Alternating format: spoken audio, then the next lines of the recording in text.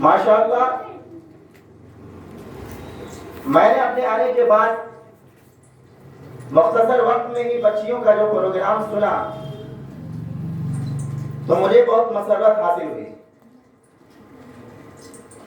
اور آپ تمام بچیوں کو اور خاص طور پر بچیوں کے گارجین حضرات کو، چاہے وہ بھائی کی شکل میں ہوں، والد کی شکل میں ہوں، والدہ کی شکل میں ہوں، بڑی ہمشیرہ اور بڑی بہن کی شکل میں ہوں، بڑی خوشی اور بڑی مسرت محسوس کرنی چاہیے، فخر محسوس کرنا چاہیے۔ عام طور سے ہم دیکھتے ہیں کہ دنیا کی کوئی دولت، کوئی نعمت، کوئی سامان حاصل ہوتا ہے تو انسان فخر کرتا ہے، فخر سے لوگوں کے سامنے اس کو بیان کرتا ہے کہ مجھے آج گولڈ حاصل ہوا ہے، گولڈ میڈل مجھے ملا ہے، فلاں انعام ملا ہے، فلاں عہدہ ملا ہے، فلاں ڈگری ملی ہے، فلاں سامان ملا ہے۔ آپ یاد رکھیے کہ آپ کا آج کے دن تقریر پیش کرنا، پروگرام پیش کرنا اور انعامات کا مل جانا یا انعامات کا نہ ملنا، جن بچیوں کو انعامات ملے ہیں ان بچیوں کو انعامات کا مل جانا صرف اتنا ہی اللہ تعالیٰ کا انعام نہیں ہے، بلکہ سب سے بڑا اللہ تعالیٰ کا انعام اسی دن ہوا جس دن اللہ تعالیٰ نے آپ کو دین کا علم حاصل کرنے کے لیے، قرآن کریم کا علم حاصل کرنے کے لیے، حدیث مبارک کا علم حاصل کرنے کے لیے اللہ رب العزت نے آپ کو اس جیسے ادارے میں آنے کا موقع دیا۔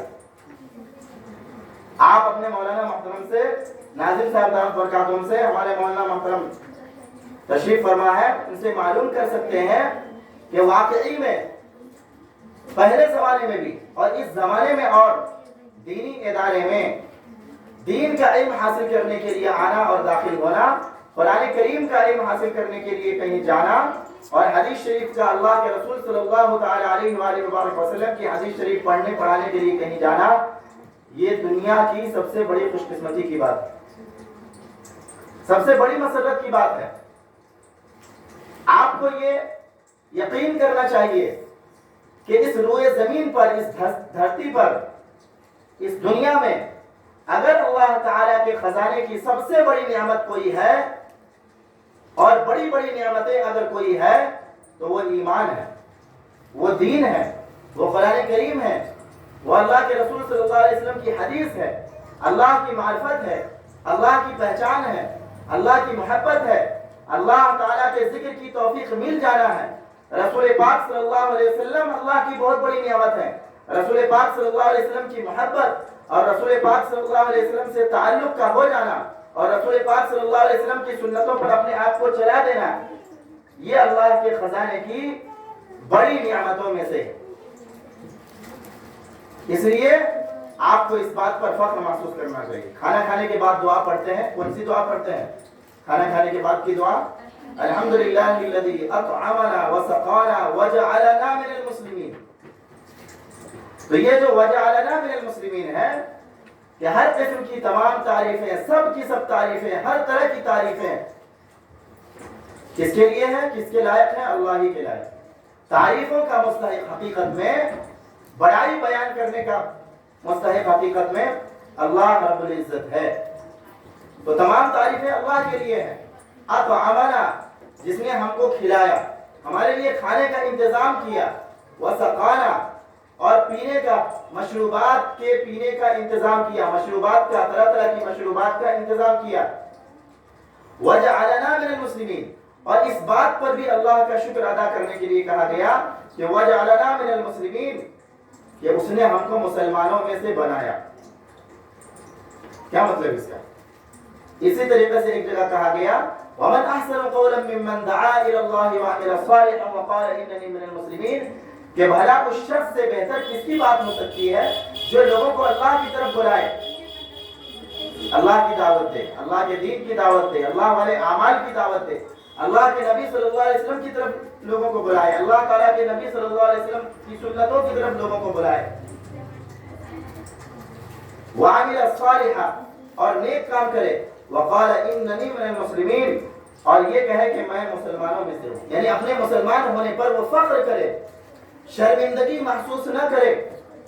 اسی طرح وضو کی ویسے تو دعا صرف بسم اللہ بھی ہے، بسم اللہ الرحمن الرحیم بھی ہے، اور ایک روایت کے اعتبار سے وضو کی شروع کی دعا بسم اللہ العظیم والحمدللہ علی دین الاسلام بھی ہے۔ بسم اللہ العظیم والحمدللہ علی دین الاسلام، کیا معنی اس کا؟ اللہ کے نام سے میں وضو کرنا شروع کرتا ہوں، اور والحمدللہ علی دین الاسلام، کہ اسلام مذہب ملنے پر میں اللہ کا شکر ادا کرتا ہوں۔ تو ہمیں اس بات پر شکر ادا کرنا ہے، موقع موقع پر اس کا اظہار کرنا ہے۔ وَأَنَا أَوَّلُ الْمُسْلِمِينَ وَأَنَا مِنَ الْمُسْلِمِينَ إِنِّي وَجَّهْتُ وَجْهِيَ لِلَّذِي فَطَرَ السَّمَاوَاتِ وَالْأَرْضَ حَنِيفًا وَمَا أَنَا مِنَ الْمُشْرِكِينَ إِنَّ صَلَاتِي وَنُسُكِي وَمَحْيَايَ وَمَمَاتِي لِلَّهِ رَبِّ الْعَالَمِينَ لَا شَرِيكَ لَهُ وَبِذَلِكَ أُمِرْتُ وَأَنَا مِنَ الْمُسْلِمِينَ۔ تو یہ کیا ہے؟ یہ موقع موقع پر دو بات ظاہر کرنے کے لیے کہا گیا ہے۔ ایک تو یہ کہ میں مشرکوں میں سے نہیں ہوں، کھلم کھلا کہنا ہے، زبان سے برملا الگ اعلان، ببانگے توہل یہ کہنا ہے کہ میں شرک کرنے والا نہیں ہوں۔ میں کیا نہیں ہوں؟ شرک کرنے والی نہیں ہوں۔ میں اللہ تعالیٰ کے ساتھ کسی کو شریک نہیں مانتی ہوں، اللہ تعالیٰ کا کسی کو ساجی، کسی کو ساتھی، کسی کو پارٹنر، کسی کو حصے دار نہیں مانتی ہوں، بلکہ ایک اکیلے ہی اللہ ہے عبادت کے لائق۔ اللہ کے علاوہ کوئی بھی عبادت کے لائق ہے نہیں ہے۔ میں شرک نہیں کرتی ہوں۔ اللہ تعالیٰ کے علاوہ کوئی عزت دینے والا ہے؟ کوئی نہیں۔ اللہ تعالیٰ کے علاوہ کوئی ذلت دینے والا ہے؟ اللہ تعالیٰ کے علاوہ کوئی بیماری دینے والا ہے؟ اللہ تعالیٰ کے علاوہ کوئی صحت دینے والا ہے؟ اللہ تعالیٰ کے علاوہ کوئی زندگی دینے والا ہے؟ اللہ تعالیٰ کے علاوہ کوئی زندگی کو ختم کرنے والا ہے؟ کوئی نہیں۔ ساری چیزوں کا مالک وہ کون ہے؟ ایک اکیلے اللہ، لا الہ الا اللہ وحدہ، کہ اللہ ہی عبادت کے لائق ہے۔ اللہ کے علاوہ کوئی پرستش کے، پوجا کے، بندگی کے لائق نہیں، وحدہ، وہ ایک اکیلا ہے، تنہا ہے۔ وَإِلَٰهُكُمْ إِلَٰهٌ وَاحِدٌ۔ اور خوشی اور فخر محسوس جب آدمی اس چیز پر کرتا ہے تو اس کو شوق کے ساتھ، رغبت کے ساتھ کرتا ہے۔ بعض بچیاں حافظہ بن جاتی ہیں، یہ میں خاص طور سے گارجین حضرات کو بھی متوجہ کر کے کہہ رہا ہوں کہ لڑکا یا لڑکی حافظ بن جاتے ہیں، حافظہ بن جاتے ہیں، یا عالم بن جاتے ہیں، عالمہ بن جاتے ہیں، تو اب اس لڑکی کو، اس بچی کو قرآن شریف یاد نہیں رہا، کسی وجہ سے، غفلت کی وجہ سے، لاپرواہی کی وجہ سے، صحیح ماحول نہ ملنے کی وجہ سے قرآن کریم اس کو یاد نہیں رہا، تلاوت چھوڑ دیا، یاد کرنا چھوڑ دیا، تو اس کے گھر کے لوگ، اس کے گارجین افسوس کرتے ہیں کہ بیکار اس کو حافظ بنایا۔ تو اب وہ یہ طے کر لیتے ہیں کہ ہم اب کسی کو حافظ نہیں بنائیں گے، حالانکہ اس سے ان کا اپنا نقصان ہے۔ قرآن کریم کی حفاظت کی ذمہ داری کس نے لے رکھی ہے؟ اللہ رب العزت نے لے رکھی ہے۔ قرآن کریم کی حفاظت کی ذمہ داری ہم نے اپنے لے رکھی ہے؟ نہیں، ہم آپ استعمال ہو رہے ہیں۔ اللہ تعالیٰ اگر ہم کو، آپ کو استعمال کر لیں، آپ کے اساتذہ کو، ہمارے اساتذہ کو، ہم کو، آپ کو، بچوں کو، بچیوں کو، بڑوں کو، مرد کو، عورت کو، نوجوان کو، بوڑھے کو، تو یہ اللہ تعالیٰ کا احسان ہے۔ لیکن اصل اللہ تعالیٰ نے حفاظت کی ذمہ داری قرآن پاک کی لے رکھی ہے۔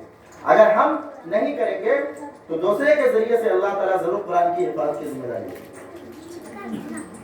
تو وہ گارجین یہ طے کر لیتے ہیں کہ اب اپنی دوسری بچیوں کو، دوسرے گھر کی بچیوں کو نہیں بنوائیں گے، یہاں تک کہ مشورہ بھی نہیں دیں گے۔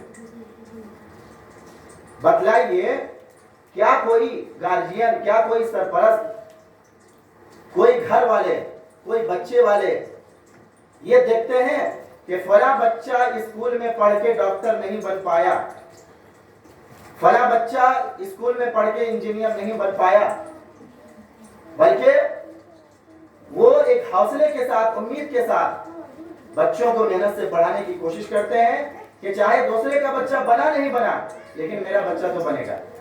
اور اگر نشانے کے طور پر، ایگزامپل کے طور پر کسی کو دیکھتے بھی ہیں تو جو ڈاکٹر بنا اس کو دیکھتے ہیں، جو انجینئر بنا اس کو دیکھتے ہیں. یعنی مثال کامیاب کی دی جاتی ہے, ناکام کی نہیں مثال دی جاتی ہے. ناکام کی مثال اگر دیں گے تو ناکامی ہاتھ آ گئی.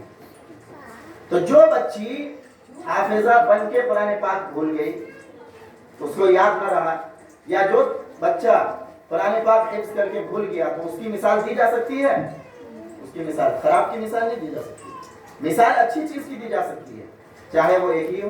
تو الحمدللہ سینکڑوں بچے, بلکہ لاکھوں بچے, ہزاروں نہیں لاکھوں بچے, لاکھوں لڑکے اور ہزاروں بچیاں ایسی ہیں جنہوں نے قرآن پاک پڑھا اور اس کو محفوظ رکھا, اس کی تلاوت کرتی ہیں, پابندی سے روزانہ تلاوت کرتی ہیں, یاد کرتی ہیں, نمازوں میں پڑھتی ہیں, تہجد میں پڑھتی ہیں, نوافل میں پڑھتی ہیں, یہاں تک کہ تراویح بھی سناتی ہیں.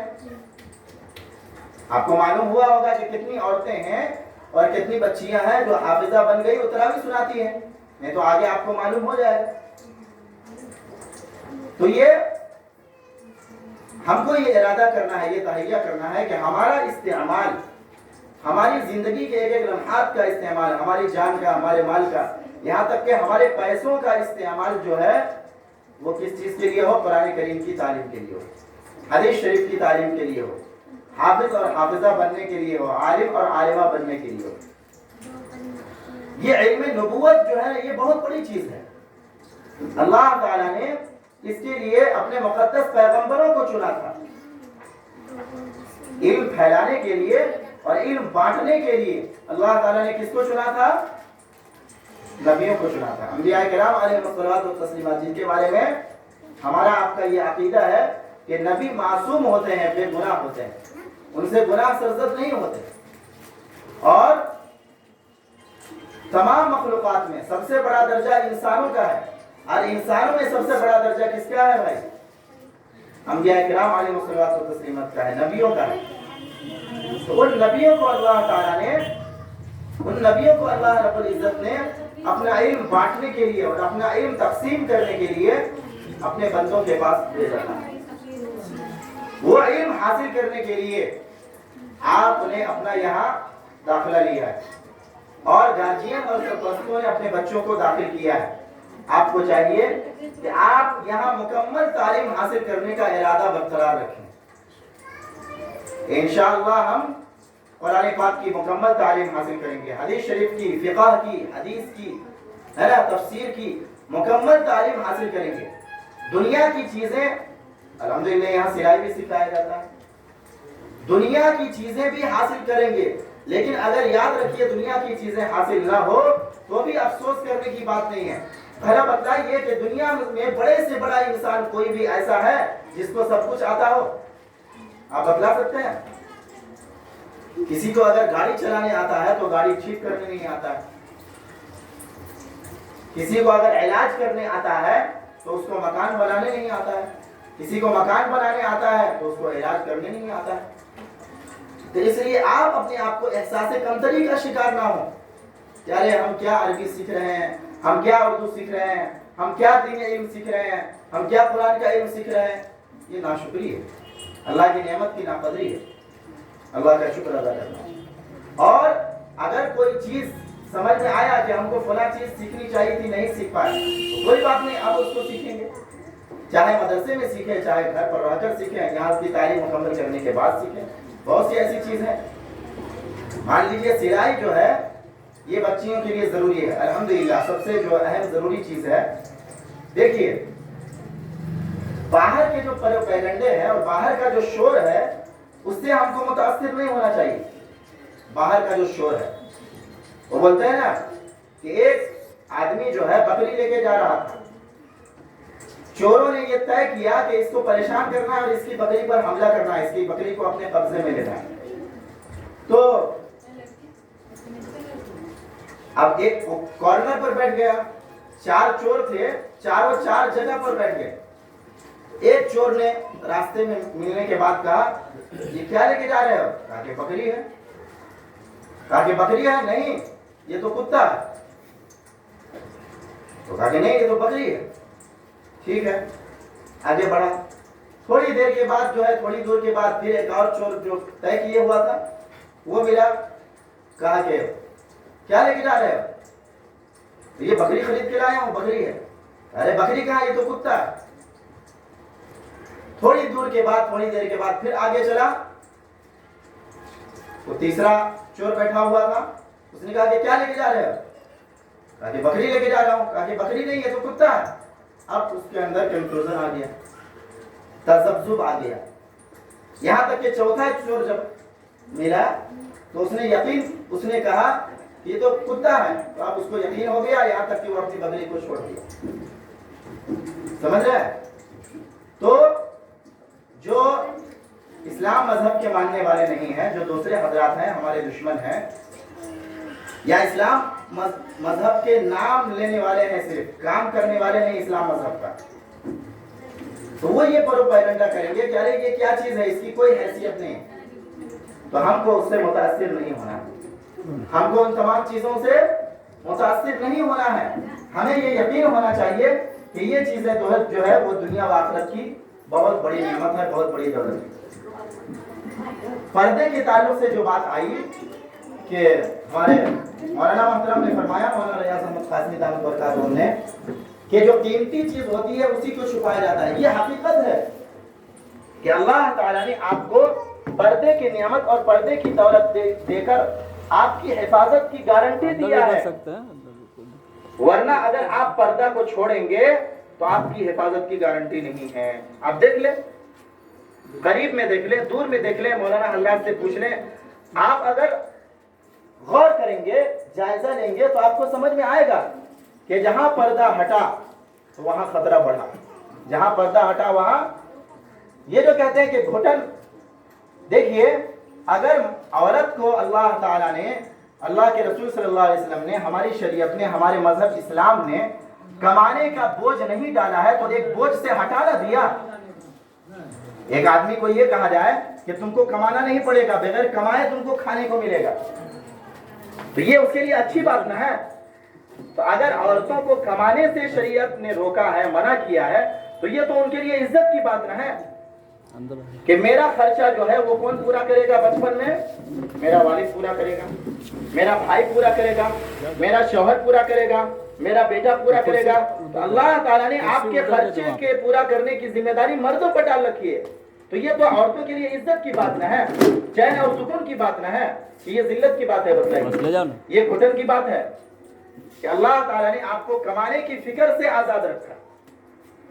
اب بتلائیے کہ اگر آپ پر کمانے کی ذمہ داری ڈال دی جاتی شریعت کی طرف سے تو بتلائیے بوجھ ہوتا کہ نہیں.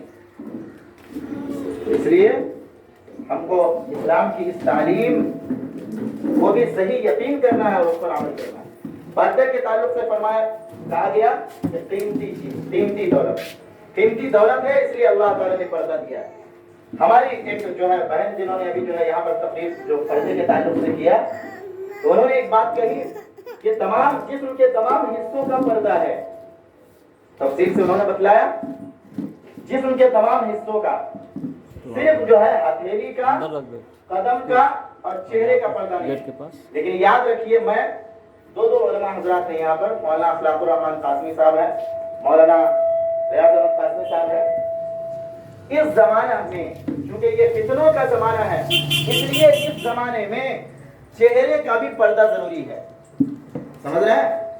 قدم کا بھی پردہ ضروری ہے اور ہاتھ کا بھی پردہ، ہتھیلی کا پردہ بھی ضروری ہے، کف کا. جیسے یہ بچیاں ماشاءاللہ آپ کے استاد نے جو سکھایا ہے اور آپ کو جو تربیت یہاں ملی ہوئی ہے، اس کا یہ اثر ہے کہ آپ نے ویسا پردہ کر رکھا ہے. ایسا ہی پردہ زندگی بھر رہنا چاہیے. گارجین حضرات یہاں بیٹھے ہوئے ہیں، ہم لوگ تو اسی پڑھنے پڑھانے سے جڑے ہوئے ہیں. اگر ہندی انگلش کے ماسٹر صاحب آتے ہیں تو بچیوں کو جیسا تیسا کپڑا پہنواتے ہیں. بچے تو بچے ہیں، بچے کو کیا پتا. اور مولانا صاحب پڑھانے کے لیے آئیں گے نورانی قاعدہ قرآن کریم، تو پھر اب جو ہے ٹوپی پہنائیں گے، اب جو ہے پردہ کروائیں گے. ہمارا اسلام یہ کہتا ہے کہ ہر وقت، ہر جگہ، ہر آدمی کے سامنے پردہ کرنا ہے. سمجھ رہے ہیں؟ ہمارا اسلام یہ کہتا ہے، ہماری شریعت کیا کہتی ہے بھائی، کہ ہر وقت، ہر جگہ، ہر آدمی کے سامنے پردہ کرنا ہے. جی، اللہ تعالیٰ اگر شرمانا ہی ہے تو اللہ تعالیٰ سے شرمانا ہے، اللہ تعالیٰ سے حیا کرنا ہے، اور اللہ سے شرم کرنے کا حکم دیا گیا ہے حدیث شریف. تو جو مولانا صاحب نے فرمائی تھی بات کہ قیمتی چیز، تو واقعی اللہ تعالیٰ نے آپ کو قیمتی بنایا ہے اور آپ کے قیمتی ہونے کی حفاظت کی گارنٹی دیا ہے پردے کے ذریعے سے، لہٰذا آپ آخری سانس تک پردے کو لازم پکڑیں۔ آپ چاہے مدرسے میں پڑھیں، چاہے اسکول میں پڑھیں، چاہے بازار جائیں، باہر جائیں، کہیں جائیں، شادی میں جائیں، پارٹی میں جائیں، ایک تو باہر جانے سے پرہیز کریں، اپنی ضرورت کو گھر کے اندر پورا کر لیں۔ گھر کے اندر بھی بہت چیزیں ایسی ہیں جن کو آپ کر کے آپ کما سکتے ہیں، جیسے سلائی ہے۔ جو پڑھی لکھی عورت ہے وہ چھوٹی بچیوں کو پڑھا سکتی ہے، مرد جو ہے لڑکوں کو پڑھائیں گے اور عورت کس کو پڑھائے گی؟ بچیوں کو پڑھائیں گے۔ بتلائیے، ثواب بھی ملے گا اور اپنی حفاظت بھی ہوگی، اور پردہ جو ہے وہ پورے جسم کا۔ اور آپ کو بتلا دیا گیا، ابھی بچی نے بتلایا کہ ڈھیلا ڈھالا ہونا چاہیے، جاذب نظر، خوبصورت نہیں ہونا چاہیے، ورنہ کیا ہوگا کہ فائدہ اس سے کچھ نہیں ہوگا لیکن نقصان ہوگا، گناہ ہوگا، اللہ تعالیٰ ناراض ہوں گے، ہمارے اندر سے خیر برکت ختم ہو جائے گی، ناکامی ہمارے ہاتھ آئے گی، اور دشمن جو ہے وہ ہم کو ہر طرح سے نقصان پہنچانے کی کوشش کریں گے۔ ابھی آپ نے کرناٹک میں دیکھا حجاب کا معاملہ جو ہوا ہے نا، یہ کیوں ہوا؟ یہ خود ہم لوگوں کے اپنے پیدا کیے ہوئے مسائل ہیں۔ اگر ہم اپنی چیزوں کو خود حفاظت کریں گے تو دوسرے لوگ جو ہے ہمارے کچھ نہیں نقصان کر سکتے ہیں۔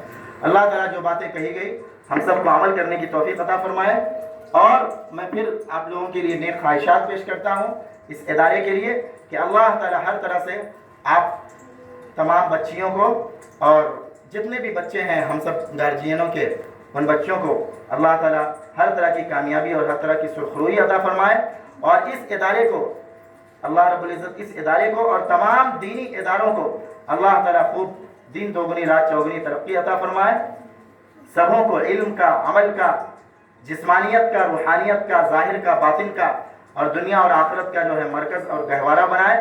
خوب اللہ تعالیٰ ان اداروں کو پھولنے اور پھلنے اور آگے بڑھنے کے انتظامات مہیا فرمائے۔ وآخر دعوانا الحمدللہ رب العالمین۔